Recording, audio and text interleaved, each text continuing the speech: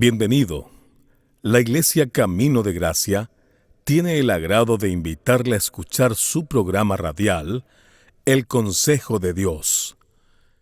En un mundo tan cambiante, necesitamos una dirección clara y sabia para nuestro diario vivir. ¿Y qué mejor consejo que aquel que proviene de la palabra de Dios, la Biblia? Directamente desde el púlpito de nuestra iglesia, nuestro pastor Andrés Escárate nos comparte el consejo de Dios.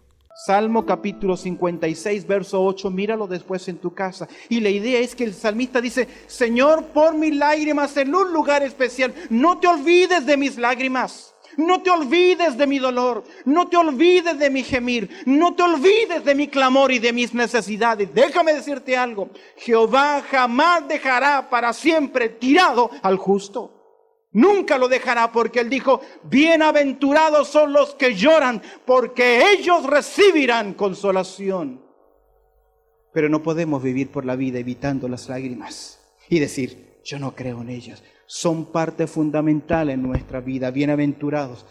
Déjame decirte algo. Hay 9 palabras griegas en el Nuevo Testamento que podrían traducirse llorar, llorando.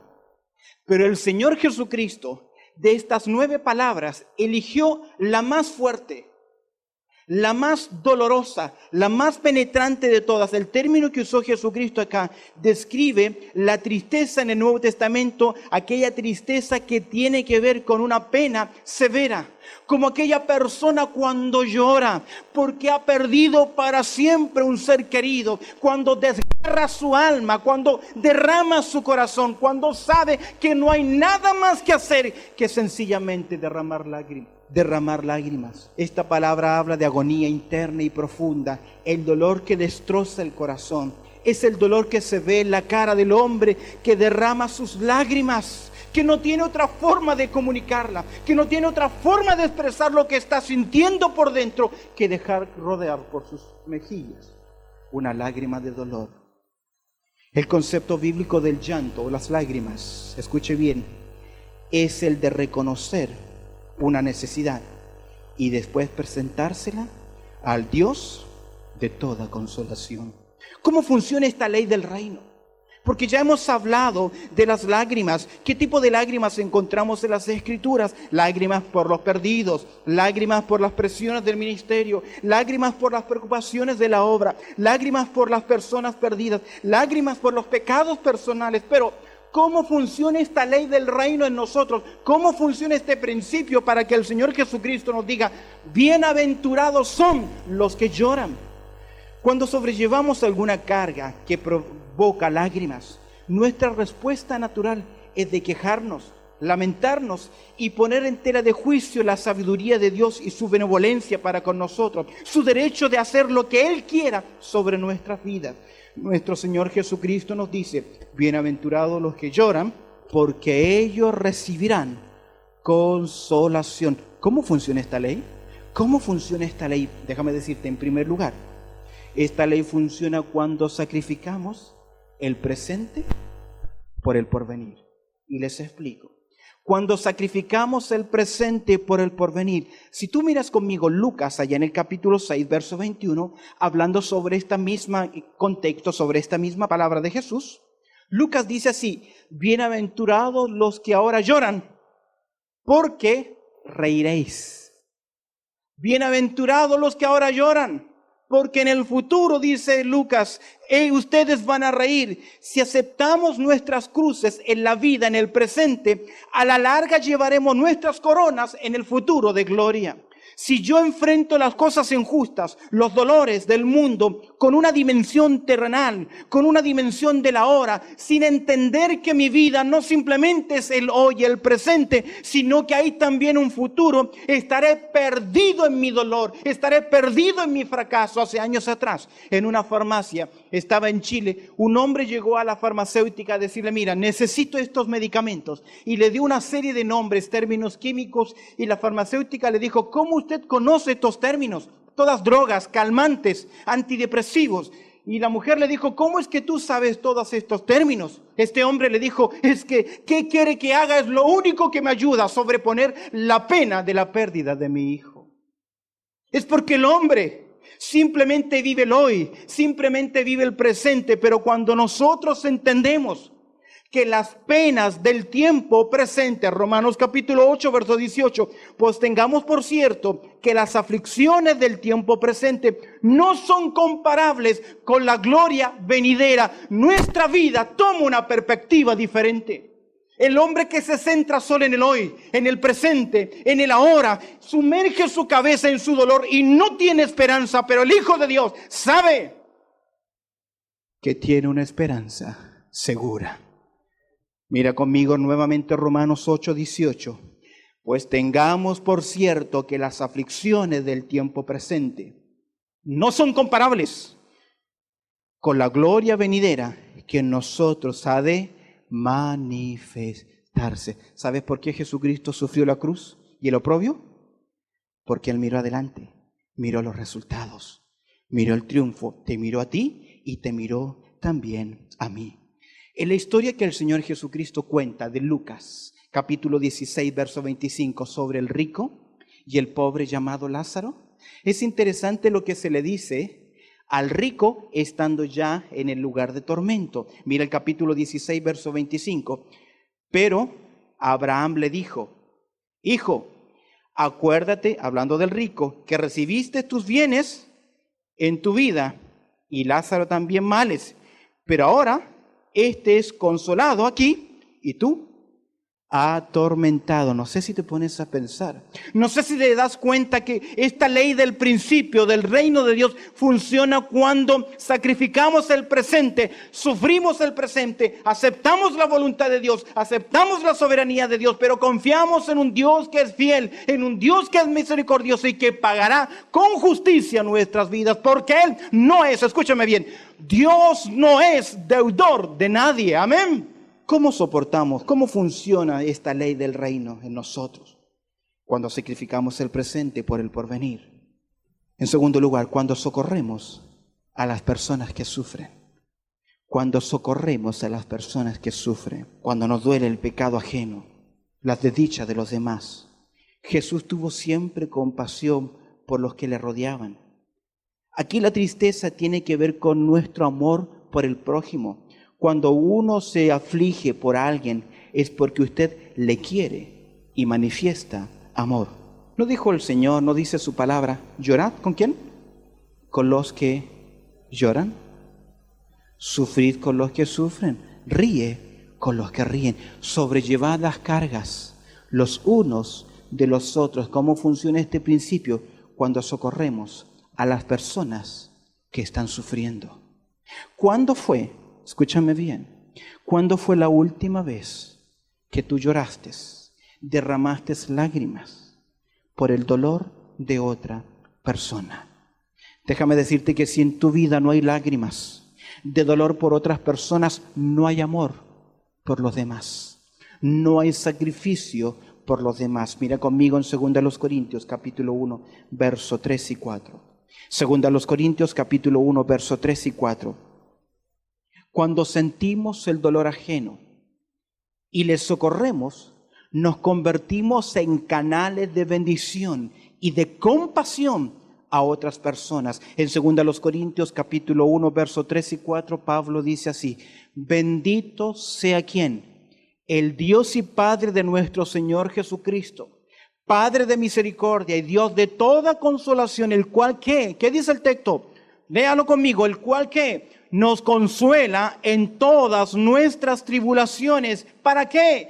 Para que podamos también nosotros consolar a los que están en cualquier tribulación por medio de la consolación con que nosotros somos consolados por Dios. Mis queridos, ¿cómo funciona el principio del reino? Cuando sacrificamos el presente por el porvenir, cuando socorremos a las personas que sufren y estamos ahí, tendemos nuestra mano. Pero déjame decirte algo, jamás entenderás el dolor ajeno si no lidias primero contigo, con tu propio dolor. Permítame ilustrarlo. Todos recordamos la vida del profeta Elías, el Monte Carmelo, la gran conquista, 500 sacerdotes paganos desgollados. ¡Qué tremenda victoria! Y a veces nosotros queremos estar allá en el triunfo, queremos estar en la conquista. Y yo creo que cada creyente debe estar en la conquista. Pero escúchame bien, antes de que el profeta Elías llegase al Carmelo, él tuvo que pasar por 2 lugares. Primero el Querib y luego Serepta. Y en el Querib, palabra que significa donde el oro es refinado o probado, Dios lo lleva a ser alimentado por cuervos, suplir sus necesidades. Es un arroyo. Y en tiempo de sequía, usted sabe, lo primero que se seca son los arroyos. Pero Dios está tratando con su vida, enseñándole a conocer su propio dolor solo. Cuando yo aprendo a tener consuelo en el Señor, entiendo mis luchas, soy capaz de entender la viuda que llora a su único hijo. Y soy capaz de entender su dolor. Soy capaz de orar por esa persona por compasión. Yo no creo en un ministerio de oración que no tiene compasión, que no tiene lágrimas. Pablo lloraba y rogaba y intercedía con lágrimas por los demás. Nuestro Señor Jesucristo hizo también lo mismo. Dios nos consuela para que podamos consolar. Mira el Salmo 46, verso 1, dice: Dios es nuestro amparo, ¿y qué más? Y fortaleza, nuestro pronto auxilio en la tribulación. Y cuando yo experimento el cuidado de Dios, el cuidado, la compasión de Dios, estoy preparado para tener compasión por los demás.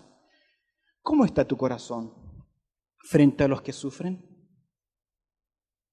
¿Cómo nos dolía el corazón escuchar en la semana pasada a una persona, una hermana que está sentado junto a nosotros, contarnos su historia de dolor?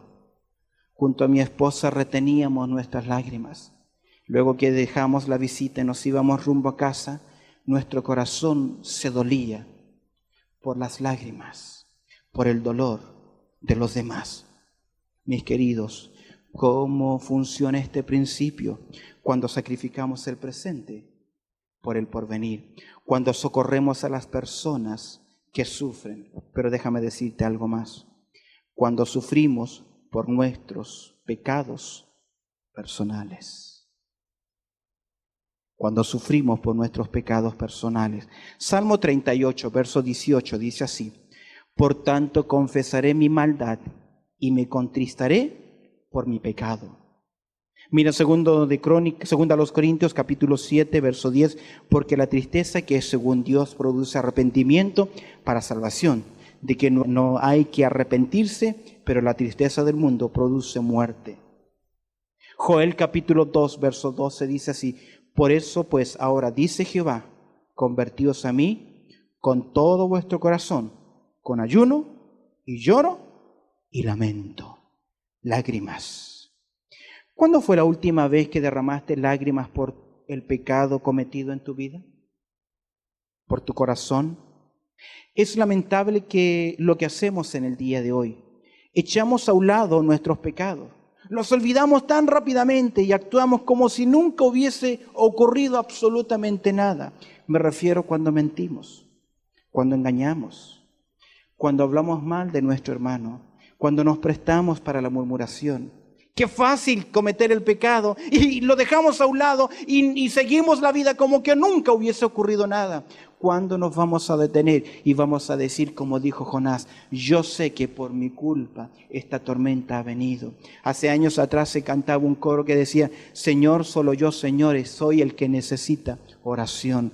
¿Cuándo va a ser el momento en que tú digas en tu vida: yo reconozco que soy yo el culpable? Yo y miro mi vida. Hermanos, el pecado que no se confiesa no será perdonado, por lo tanto no podemos ser consolados. Fue mi pecado el que clavó a Jesús en la cruz. Es interesante, pero una señal, escúchame bien, de madurez en la vida de un creyente es que a medida que pasan los años de la vida cristiana, más sensible es al pecado. Y más le duele su corazón. Y más se da cuenta qué indigno que es Por eso creo que quienes viven por la vida con una forma de arrogancia, orgullo, por sus dones, por sus capacidades, por su autoridad espiritual, está muy lejos todavía en la carrera espiritual. Si yo miro al apóstol Pablo y si pudiese hacer una biografía tan breve, tan corta, me parece que ahí está. Si yo pudiese hacer una biografía, yo diría lo siguiente. Cuando Pablo escribe su primera carta, él se llama a sí mismo Pablo apóstol. Con toda la autoridad dice, yo soy apóstol porque él me llamó. Y es interesante, 7 años después, en el año 55 después de Cristo, él escribe así, capítulo 15 de 1 Corintios, verso 9. Porque yo soy el más pequeño de los apóstoles, que no soy digno de ser llamado apóstol. Cuando se convirtió dijo, yo soy apóstol. Un par de años después dice, yo si soy un apóstol, ¿soy qué? El último. 8 años más tarde, en el año 63 después de Cristo, él escribe Efesios capítulo 3, verso 8, y dice así, a mí que soy menos que el más pequeño de todos los santos. ¡Ah, qué interesante! Pablo, en vez de ir creciendo en su orgullo, ¿qué ocurre con él? Va decreciendo. ¿Y sabes qué? Cuando escribe su penúltimo libro, Primera a Timoteo, en el capítulo 1, verso 15, Pablo dice así, Cristo Jesús vino al mundo para salvar a los pecadores. ¿Y sabes qué dice él? De los cuales yo soy el primero. Qué tremendo, ¿eh? Así que cuando vemos a un creyente, tengo un puesto nuevo, tengo este ministerio, hago esto, aquello, y se jacta de su vida espiritual, déjame decirte algo, está comenzando a correr su larga carrera, porque el creyente que es consolado es cuando sufre por sus pecados personales. Mientras más nos acercamos al Señor, más cuenta nos damos de la pobreza de nuestra alma. Si tú tienes una arrogante, orgulloso y jactancioso manera de andar en tu vida, solo es señal de que estás empezando tu peregrinaje espiritual. Mis queridos, esa es la aflicción cuando nuestra fe es probada. Esa es la aflicción cuando se demuestra los verdaderos valores y verdades que hay o lo superficial de mi vida. Esa es la aflicción cuando descubro a Dios. Esa es la aflicción donde aprendemos las lecciones más importantes. Por eso que el Señor dice, bienaventurados los que lloran, porque ellos recibirán ¿qué? Consolación. Déjame decirte algo, la palabra consolación es la palabra que se utiliza en el Nuevo Testamento para referirse al ministerio del Espíritu Santo en nuestras vidas. Es alguien llamado a nuestro lado para animarnos, para socorrernos. Querido hermano, si tú estás con lágrimas en tu corazón, déjame decirte, no estás solo. Déjame decirte, querida hermana, no estás sola en tus lágrimas, en tu dolor. Bienaventurado, porque si sigues luchando, sigues confiando, Dios obrará poderosamente en tu vida. ¿Qué tenemos que recordar en nuestras lágrimas? En primer lugar, que Dios da la fortaleza a su pueblo. Solo Dios. El día que clamé me respondiste, dice el Salmo 138:3. Me fortaleciste con vigor en mi alma. No hay nada más consolador saber que todos mis pecados han sido perdonados. Dios nos ha limpiado, nos ha justificado, nos ha perdonado, ha hecho todo por nosotros, mis queridos. Dios es el único que da la fortaleza a nuestras vidas. Y permíteme decirte en último lugar que tenemos que recordar, Dios es la fortaleza, pero que Dios es el que nos consuela, el Dios que nos consuela. Qué interesante saber que cercano está Jehová, dice el Salmo 34:18, cercano está Jehová a los quebrantados de corazón y salva a los contritos de espíritu, porque bienaventurados somos cuando lloramos, porque recibiremos ¿qué? Consolación. Es interesante, el hombre cuando nace, lo primero que hace es derramar una lágrima. Viene el doctor y le da una nalgada, le da un palmazo, porque quiere que ese bebé grite y que suelte por primera vez ¿qué? Las lágrimas. Y la verdad que las lágrimas serán la compañera de toda su vida, porque vendrán lágrimas de alegría, como el momento en que nacen nuestros hijos. Lágrimas de alegría y dolor cuando uno de nuestros hijos marcha a formar una nueva familia. Lágrimas de dolor cuando una persona marcha y sabemos que nunca más le veremos. Los estudiosos dicen que el hombre cuando muere, la última cosa que hace su cuerpo es derramar también una lágrima. La vida del hombre está entre medio de dos paréntesis, entre medio de lágrimas. Es por eso que Apocalipsis capítulo 21, verso 4 dice así: enjugará Dios toda lágrima de los ojos de ellos, y no habrá muerte, ni habrá más llanto, ni clamor, ni dolor, porque las primeras cosas pasaron. Junto a mi esposa tenemos una lágrima en el corazón. Fue hace unos cuantos años atrás cuando el Señor nos dio 2 bebés y decidió llevarse a Claudita, mi primera hija. Duró tal vez con nosotros no más de 2 días con vida. Tengo el recuerdo de que cuando yo puse este dedo en su mano, una manito tan pequeñita lo abrazó. Y ahí hay una lágrima. Pero ¿sabe cómo hemos podido con mi esposa consolar esta lágrima? Porque estoy seguro que cuando esté en el cielo me encontraré con mi hija y que toda lágrima del corazón mío será quitada para siempre. Gracias por haber estado junto a nosotros en este su programa radial, El Consejo de Dios. Si este programa ha sido de bendición en tu vida espiritual, te animo a que te suscribas a nuestro canal en YouTube. Búscanos como ICDG Radio, para que puedas seguir creciendo en el consejo de la palabra de Dios. Así que ya lo sabes, sigue nuestra programación diaria en nuestro canal de YouTube. Búscanos ahí como ICDG Radio. De igual forma, si quieres ver nuestras predicaciones, suscríbete a nuestro canal de YouTube ICDG Australia. ICDG Australia. También puedes acompañarnos en nuestros servicios en línea, nuestros servicios virtuales, que lo hacemos a través de Facebook. Si quieres estar junto a nosotros a través de los servicios en línea, búscanos como ICDG Hoxley Park en Facebook. Los miércoles a las 7 de la tarde y el día domingo 10 de la mañana en horario de Sydney, Australia. Suscríbete a nuestros canales, mantente informado. Para los que viven en Sydney, les animamos a que en algún momento visiten nuestra iglesia, que está ubicada en el número 22 al 38 de la Redmayne Road. 22 al 38 de la Redmayne Road. Esto es en el suburbio de Hoxley Park. Ya lo sabes. Queremos animarte para que sigas creciendo en la gracia y el conocimiento de la palabra de Dios. Dios te bendiga.